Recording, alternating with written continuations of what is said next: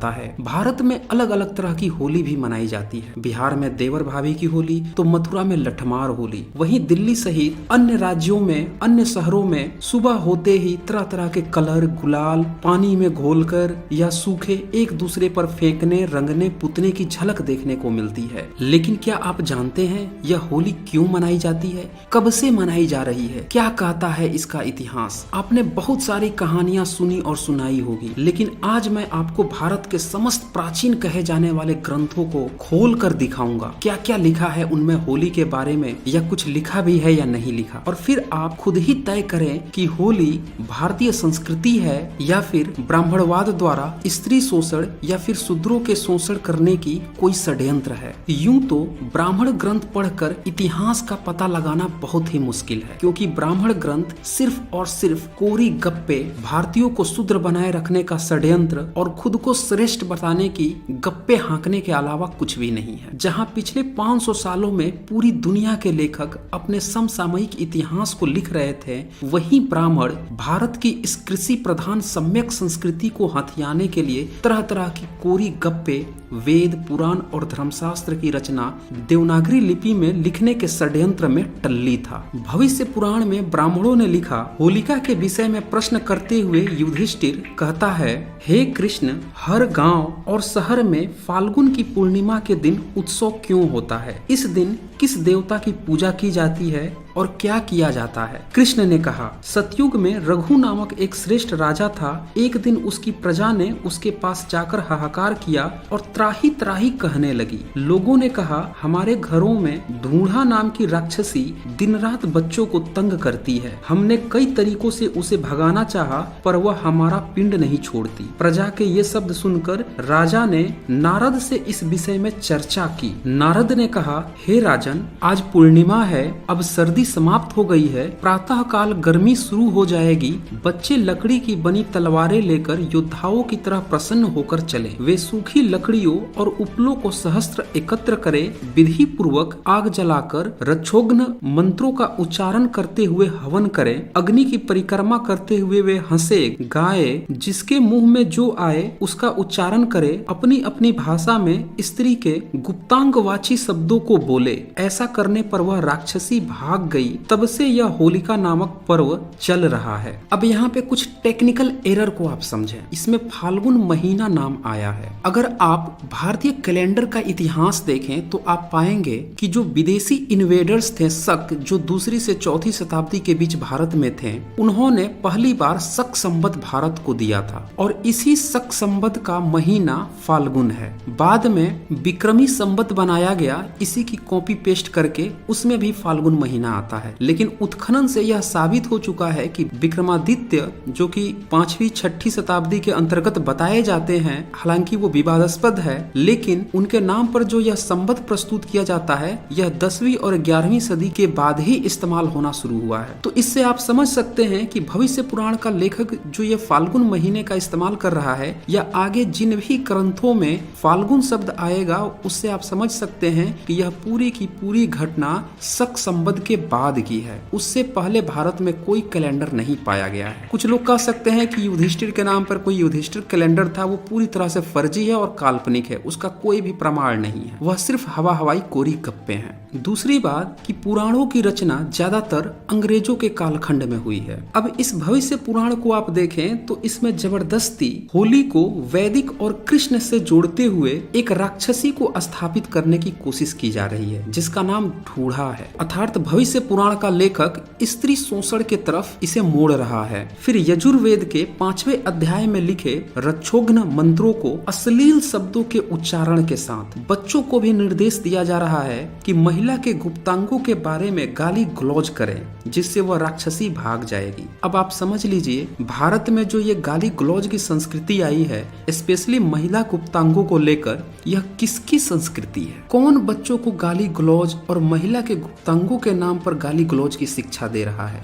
ब्राह्मण लेखकों के भी कई प्रकार हैं। अगर उनमें सत्य होता तो सभी के लेखों में एक ही तरह की बातों को देखने को मिलता, लेकिन जब हम धर्म ग्रंथ उठाते हैं तो पाते हैं कि सबने अलग अलग लिखा है। दरअसल इनका ये बिजनेस मॉडल था, अलग अलग क्षेत्रों में अलग अलग लोगों को फंसाने का। एक स्त्री शोषण की गाली गलौज की परंपरा सिखा रहा है तो दूसरा इस पर्व को शूद्र का पर्व घोषित कर देता है। जी हाँ, दंपति चतुर्थी, श्रावणी उपकर्म को ब्राह्मण पर्व, विजयदशमी को क्षत्रिय पर्व, दीपावली पर्व को वैश्य का पर्व और होली को शूद्र का पर्व बताता है। यहाँ ध्यान देने वाली बात यह है कि ब्राह्मण को गलत नहीं बोलेगा, बल्कि भारतीयों को ही गाली गलौज, स्त्री शोषण की शिक्षा उसे गाली गलौज सिखाकर उसे शूद्र पर्व घोषित कर देगा।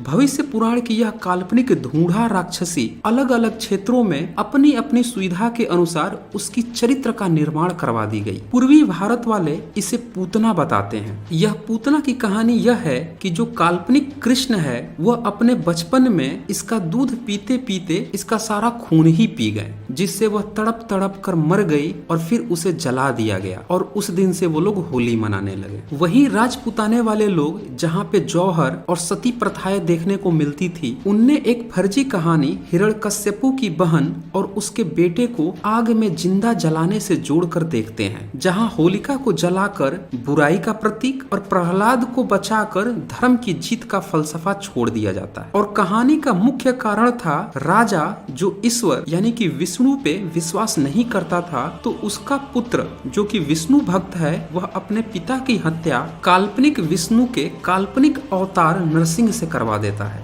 जब शोषक वर्ग इस तरह की कहानी प्रचारित करता है तो शोषित वर्ग इसे सच मान लेता है और वह यह समझने लगता है कि अगर इस बात में 1% भी सच्चाई है तो जरूर यह हिरण्यकश्यप हमारे ही पूर्वज रहे होंगे, यह होलिका हमारी ही पूर्वज रही होगी और शोषक वर्ग ने उन्हें जबरदस्ती जिंदा जला दिया होगा और फिर इस तरह की एक कहानी बना दी होगी। लेकिन ऐतिहासिक रूप से यह सिर्फ एक कहानी ही प्रतीत होती है। महाराष्ट्र और कोंकण पट्टी के लोग भविष्य पुराण के मुताबिक ढूंढा राक्षसी वाली ही बातें करते हैं, जबकि दक्षिण भारत में इस त्योहार को काम दहन के रूप में यादगार बताया जाता है। बहरहाल कहानी जो भी हो, सब में स्त्री के शोषण की ही गाथा है। यही कारण है कि भारत की औरतें 19वीं सदी तक अशिक्षित रहीं, जब तक कि एक पिछड़े वर्ग से आने वाले आधुनिक भारत के महान शिल्पकारों में से एक ज्योतिबा फूले और उनकी पत्नी सावित्रीबाई फूले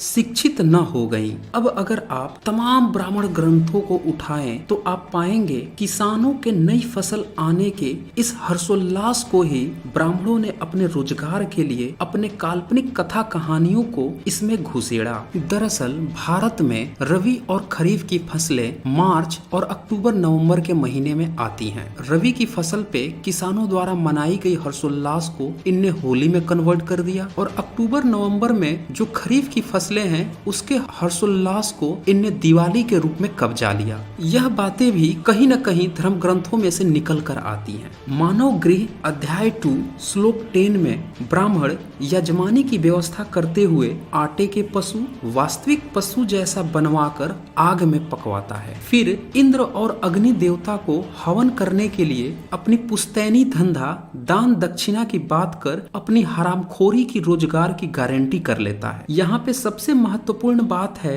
कि इसमें जौ को भुनने के लिए होलक शब्द का इस्तेमाल होता है और जब आप विभिन्न डिक्शनरी देखेंगे तो वहाँ होलक का मतलब होता है जौ को भुनना या फिर अनाज के भुने हुए। पुराणों में यही होलक होलिका बन जाती है। भविष्य पुराण में यह होलक ढूढ़ा राक्षसी बन जाती है तो नारद पुराण होलिका की पूजा का दिन भी फाल्गुन की पूर्णिमा के दिन तय कर देता है। लेकिन ब्राह्मण की चालाकी देखें, लोग तो खुद भी पूजा कर लेते, लेकिन इसमें ब्राह्मणवाद को फायदा क्या होता, उसके पुश्तैनी रोजगार का क्या होता। इसीलिए उसने इस पूजन के लिए स्पेशल मंत्रों की भी रचना की ताकि जो लोग शिक्षा से दूर रखे गए, जो संस्कृत के मंत्र नहीं जानते थे, वो पूजा कैसे कर पाएंगे। निर्णय सिंधु पृष्ठ 169 पे होली पूजा का एक मंत्र देखें। इसका मैं हिंदी अनुवाद बता देता हूँ। हे होली, राक्षस से डरे हुए बालकों ने तुझे रचा था, इसीलिए मैं तेरी पूजा करता हूँ। तेरी भस्म मुझे परम ऐश्वर्य देने वाली हो। इस मंत्र की रचना करते समय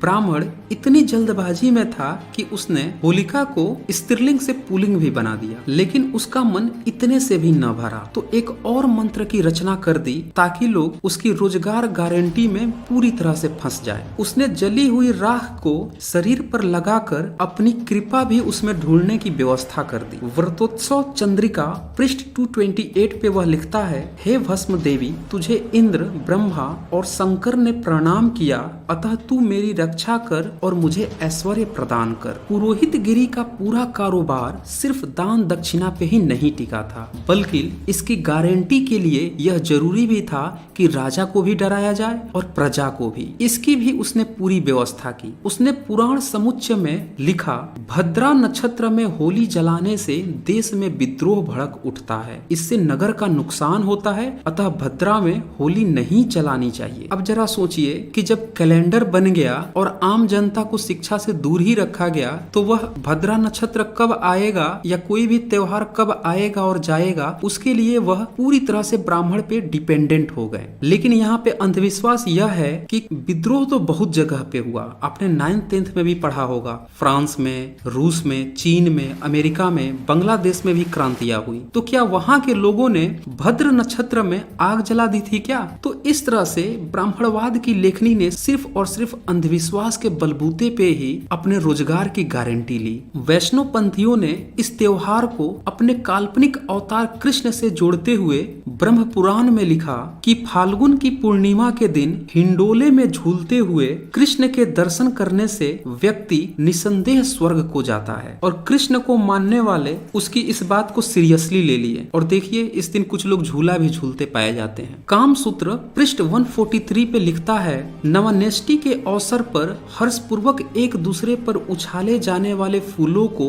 काम देवता की पूजा का अंग समझ लिया गया और कामोत्सव यानी कि मदनोत्सव अस्तित्व में आ गया। यह उत्सव होली के दिन ही मनाया जाता था। यहाँ पे मदनोत्सव यानी कि कामोत्सव का मतलब होली भी होता है। तो यहाँ पे कामसूत्र इसे फसलों के त्योहार से जोड़ने की कोशिश करता है। इस तरह से हम देखते हैं कि ब्राह्मणों की लिखी किताबें अलग अलग बातें करती हैं। कोई एक स्पष्ट राय नहीं देती इस त्योहार के बारे में, लेकिन एक स्पष्ट राय तो जरूर दे देते हैं कि ये जितने भी पर्व त्योहार थे ये कृषक वर्ग के थे और इसे पूरी तरह से कब्जाने के लिए ब्राह्मणवाद ने तरह तरह के षड्यंत्र किए, तरह तरह की कथा कहानियां लिखी ताकि यह उनको पूरी तरह से कब्जा कर अपने हरामखोरी के धंधे से अपने पेट पालता रहे। लेकिन इन धर्म ग्रंथों में कहीं भी गुलाल खेलने, रंग खेलने का वर्णन नहीं मिलता। और होली तो वैसे भी अगर आप 200 साल पहले जाएं तो इसके खेलने का कोई प्रमाण नहीं मिलता। यहाँ तक कि भारत के जितने भी शिलालेख मिलते हैं, उत्खनन से जो प्रमाण मिलते हैं, उसमें कहीं भी